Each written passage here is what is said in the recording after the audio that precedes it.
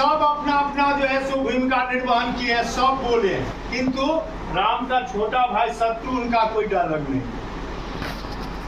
अर्थ धर्म काम मोक्ष, पूरे रामायण को पढ़ जाओ आप, चाहे रामायण सतकोटि अपारा, चाहे तुलसीकृत रामायण हो, वाल्मीकि कृत हो, रामदास कृत हो, चंद्राचार्य कृत हो, किसी भी रामायण में शत्रुघ्न का एक भी शब्द नहीं बोले। जबकि फैमिली में उतना बड़ा एक उड़ेंस हुआ, उतनी बड़ी घटनाएं हुई, फिर वो एक शब्द नहीं।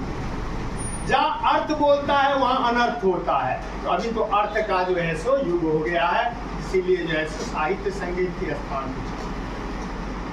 हमारे यहाँ ब्रजकिशोर वर्मा बाबू, पंडित श्री सीताराम झा जी, हम लोग के गुरुदेव काशीकांत मिश्र मधुप जी, प्रोफेसर सुरेंद्र झा सुमन जी, कांचीनाथ किरण जी, ये लोग हम लोग के भूमि पर में थे।